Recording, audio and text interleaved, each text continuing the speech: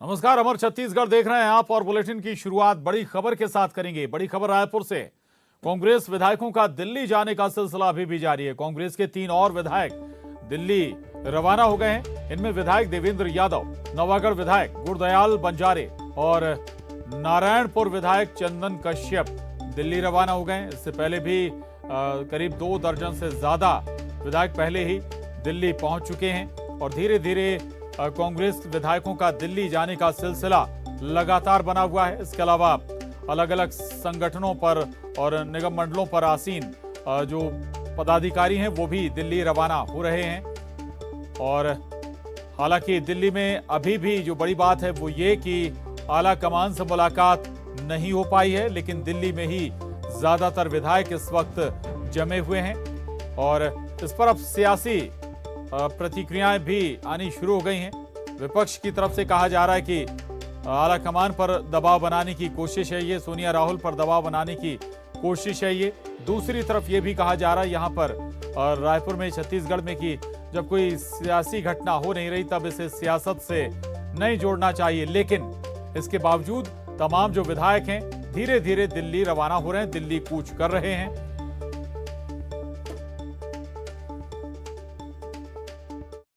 लगातार दिल्ली पहुंच रहे हैं। आज भी 3 विधायक रायपुर एयरपोर्ट से दिल्ली के लिए रवाना हुए हैं और यहां पर सियासी जो उठापटक है, सरगर्मी काफी तेज हो गई है।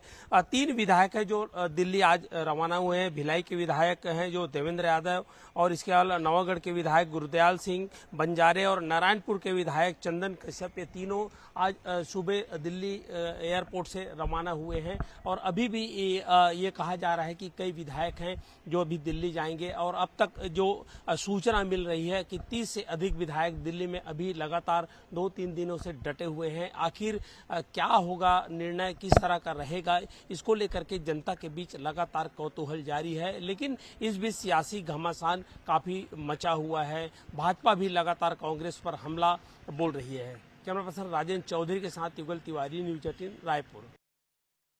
उधर छत्तीसगढ़ में कथित 2.5 साल के फॉर्मूले पर पूर्व सीएम रमन सिंह ने एक बार फिर निशाना साधा। उन्होंने कहा कि सारी तैयारियां दबाव बनाने की हैं। सोनिया गांधी और राहुल गांधी को चुनौती दी जा रही है। प्रदेश में पिछले कुछ दिनों से सरकार नाम की चीज प्रदेश में नहीं और विकास का काम बंद हो गया है।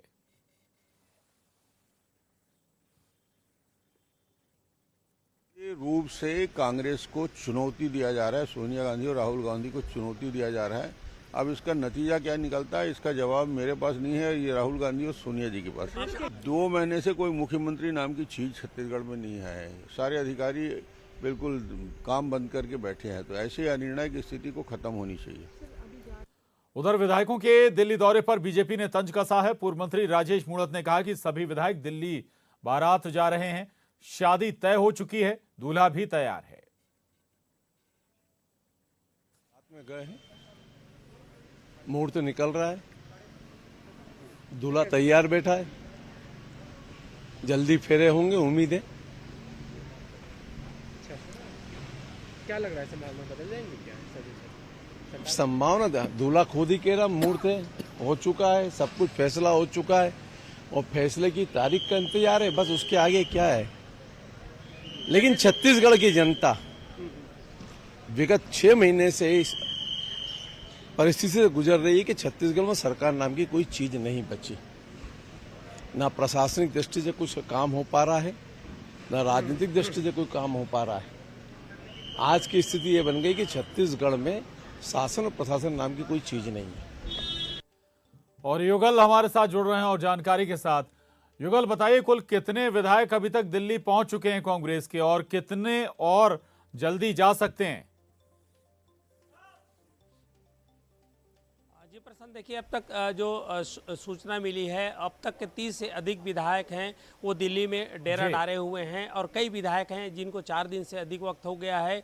कई विधायक हैं अभी भी जा रहे हैं। आज 3 विधायक सुबह रवाना हुए थे दिल्ली के लिए। लेकिन जिस तरह से परिदृश्य यहाँ पर बन रहा है राजनीति को लेकर के, उसे भाजपा को जो है हमला करने का लगातार मौका मिल रहा है। पूर्व मुख्यमंत्री डॉक्टर रमन सिंह ने साफ तौर पर कहा है कि 2 महीने से यहाँ पर कोई मुख्यमंत्री नहीं है। ऐसा लगता है है। साथ ही साथ उन्होंने कहा है कि प्रदेश के तमाम अधिकारी कर्मचारी हाथ में हाथ धरे हुए बैठे हुए हैं। इसके अलावा जो राजेश मूणत है पूर्व मंत्री, उन्होंने कहा है कि दूल्हा तैयार है, सभी विधायक बाराती बन करके दिल्ली जा रहे हैं। तो एक बड़ी राजनीतिक घटनाक्रम जिस तरह से उथल पुथल हो रही है, कौतूहल मचा हुआ है, तो आखिर किस तरह की स्थितियां निर्मित हो रही है उसको लेकर के संशय है। कयासों का, अटकलों का दौर लगातार जारी है, लेकिन अभी तक इसमें पटाक्षेप नहीं हो पा रहा है।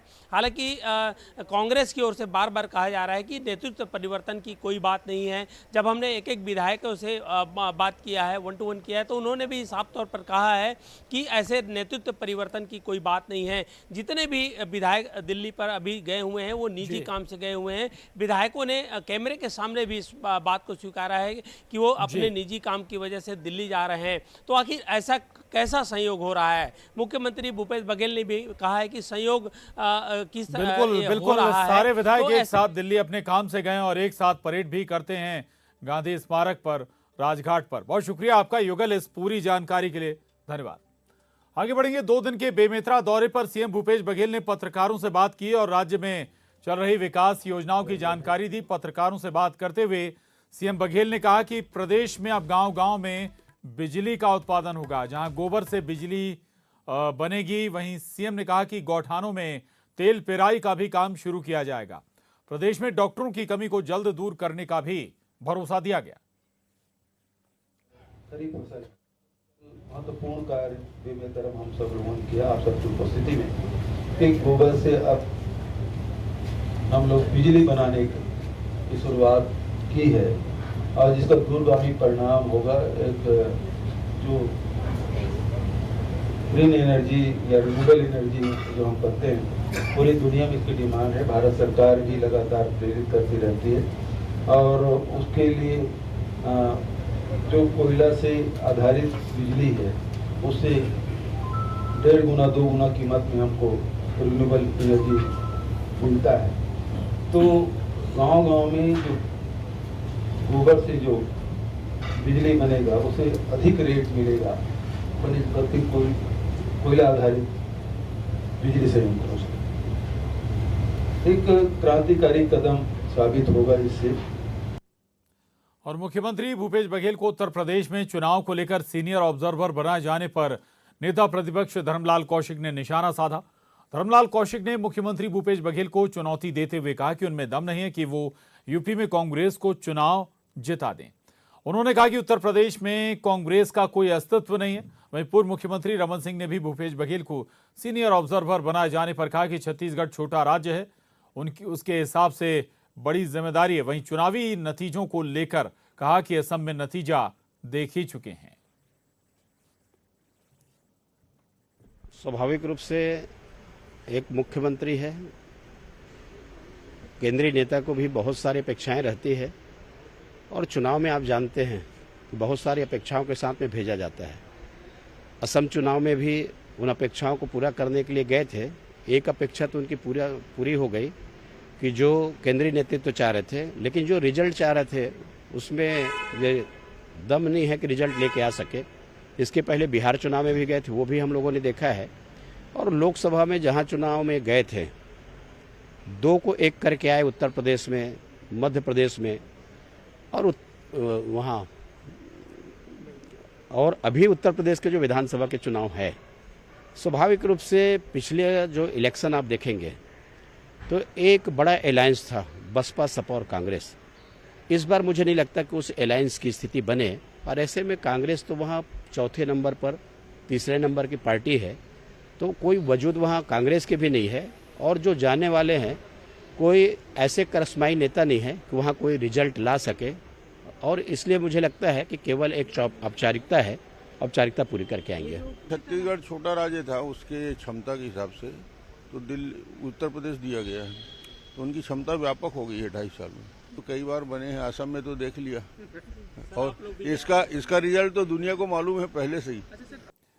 बड़ी खबर मुंगेली से है, जहां मुख्यमंत्री भूपेश बघेल पहुंचे हुए हैं। 215 करोड़ के विकास कार्यों की सौगात देंगे। मुंगेली को आम सभा को भी मुख्यमंत्री भूपेश बघेल यहां पर संबोधित करेंगे। तो बड़ी खबर मुंगेली से है। मुंगेली को आज बड़ी सौगात विकास कार्यों की मिलने वाली है। मुख्यमंत्री भूपेश बघेल के हाथों 215 करोड़ के विकास कार्यों की सौगात आज सीएम मुंगेली को देने वाले हैं। यहां पर एक आम सभा भी आयोजित की जा रही है जिसे मुख्यमंत्री भूपेश बघेल संबोधित करेंगे। मुंगेली पहुंचने वाले हैं सीएम भूपेश बघेल। मुंगेली के लिए आज बड़ी सौगातों का दिन होगा। करीब 215 करोड़ के विकास कार्यों की सौगात आज मुंगेली के खाते में आएंगी। सीएम भूपेश बघेल मुंगेली पहुंचने वाले हैं। यहां एक जनसभा को भी संबोधित करेंगे। आम जनता को संबोधित करेंगे सीएम भूपेश बघेल।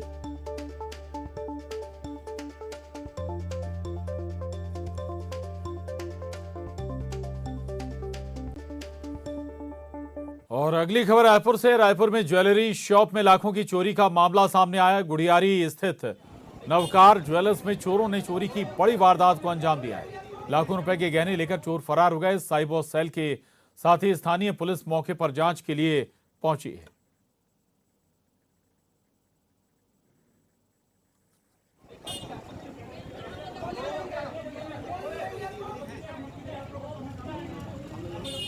तस्वीरें रायपुर की हैं। रायपुर में एक ज्वेलरी शॉप को चोरों ने निशाना बनाया जहां से लाखों की चोरी की वारदात को चोरों ने अंजाम दिया। रायपुर के गुड़ियारी स्थित नवकार ज्वेलर्स में चोरों ने बड़ी वारदात को अंजाम दिया। बताया जा रहा है कि लाखों रुपए के गहने लेकर चोर फरार हो गए। साइबर सेल के साथ ही स्थानीय पुलिस भी मौके पर जांच के लिए पहुंच गई है।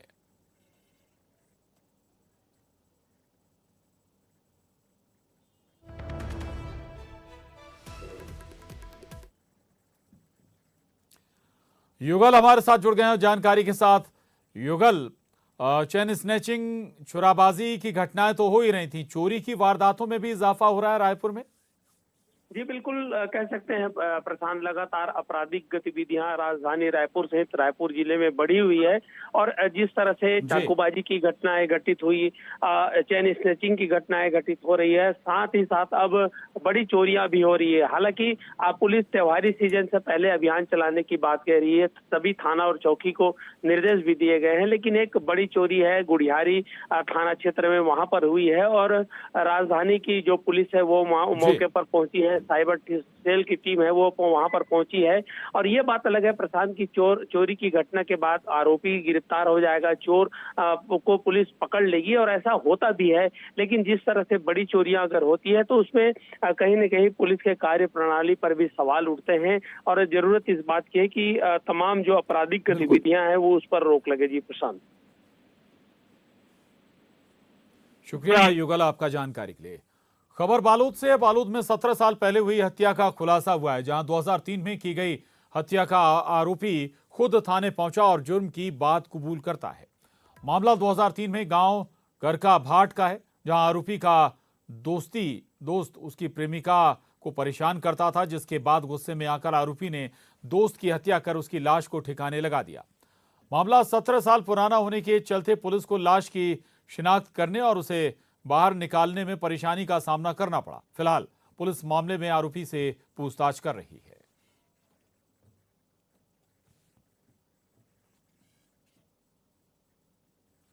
विवाद खबर जशपुर से। जशपुर में जमीन विवाद को लेकर दो पक्षों में खूनी संघर्ष हो गया। एक पक्ष ने दूसरे पक्ष पर लाठी और कुल्हाड़ी से हमला कर दिया। लहूलुहान पीड़ित पक्ष थाने पहुंचा और आरोपियों के खिलाफ मामला दर्ज कराया। बगीचा थाने के गायबुड़ा इलाके में दो पक्षों में हुए खूनी संघर्ष की जांच पुलिस कर रही है।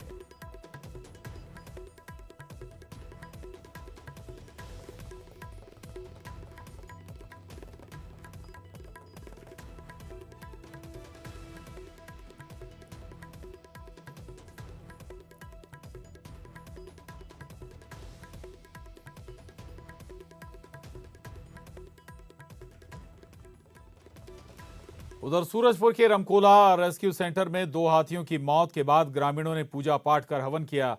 हाथियों की मौत से गांव के लोग दुखी थे, जिसके बाद दोनों हाथियों की आत्मा की शांति के लिए ग्रामीणों ने रेस्क्यू सेंटर में पूजा पाठ और हवन का कार्यक्रम रखा, जिसमें जिला पंचायत के अध्यक्ष राजकुमारी मरावी और प्रदेश महामंत्री और कांग्रेस के शिव भजन मरावी ने पहुंचकर पूजन में हिस्सा लिया। वहीं मृत हाथियों की भी पूजा की गई।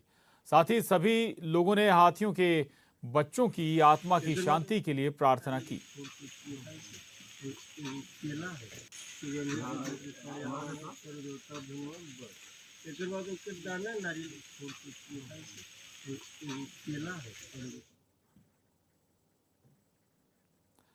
अगली खबर बिलासपुर से है, जहां नकली नोट छापकर बाजार में खपाने की फिराक में पकड़े गए 7 अपराधियों पर कार्रवाई हुई है। बिलासपुर एनआईए के विशेष न्यायालय ने 7 साल सश्रम कारावास की सजा सुनाई। बता दें कि महासमुंद जिले की बसना थाना पुलिस ने 27 जून 2018 को पिरदा बाजार से अरेस्ट किया था। पूछताछ में पता चला कि करगी डीपा निवासी गोविंदा बिरहा के साथ मिलकर बिलखंड निवासी कमल बरेहा के घर प्रिंटर से नकली नोट छापे जाते थे, जिन्हें खपाने के लिए वे लोग निकले थे।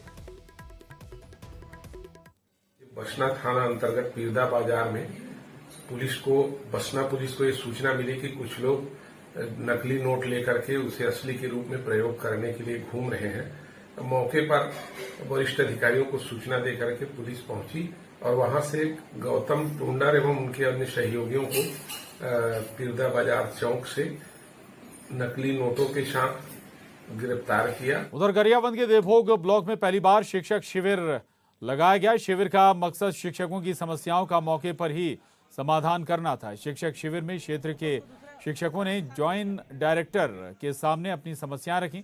रायपुर संभाग का पहला शिक्षक शिविर है, जहां अधिकारियों ने पहुंचकर शिक्षकों की समस्याओं को सुना और समाधान किया। शिक्षा विभाग के अधिकारियों के मुताबिक राजधानी रायपुर से दूर होने के कारण सबसे पहले गरियाबंद जिले के देवभोग ब्लॉक को शिविर के लिए चुना गया, जिसमें कई शिक्षकों ने अपनी समस्याएं रखी और शिक्षा विभाग की ओर से उन समस्याओं को दूर करने का प्रयास किया गया।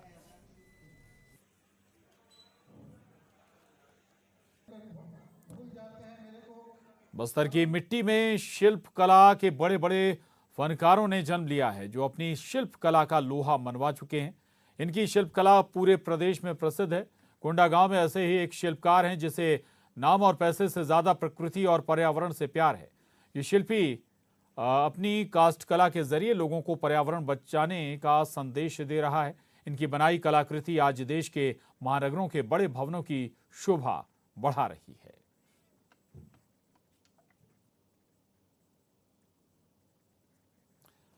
बालोद नगर के महादेव भवन में प्रशासन और रेड क्रॉस सोसाइटी ने मिलकर रक्तदान शिविर का आयोजन किया, जिसमें पहली बार जिले भर के अलग अलग शासकीय संस्थानों में पदस्थ अधिकारी और कर्मचारी इस कैंप में शामिल हुए। इस बीच कलेक्टर ने रक्तदान शिविर में व्यवस्थाओं का जायजा लिया। उन्होंने रक्तदान करने वाले लोगों के पंजीयन की जानकारी ली। साथ ही कलेक्टर ने ब्लड डोनेट करने वाले लोगों से बातचीत कर उनकी सराहना की। इस दौरान कलेक्टर ने रक्तदान कर चुके लोगों को प्रशस्ति पत्र प्रदान कर शुभकामनाएं दी।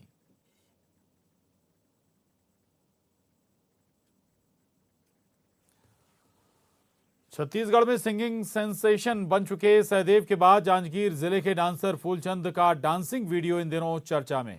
गणेश विसर्जन के दिन गोधना गांव के रहने वाले फूलचंद का सड़क पर डांस करने का वीडियो तेजी से वायरल हो रहा है। लोग इन्हें छत्तीसगढ़ का माइकल जैक्सन बता रहे हैं। फूलचंद के डांस को देखकर लोग उसकी जमकर तारीफ कर रहे हैं। आप भी देखिए और छत्तीसगढ़ के माइकल जैक्सन फूलचंद के डांस को और आनंद लीजिए।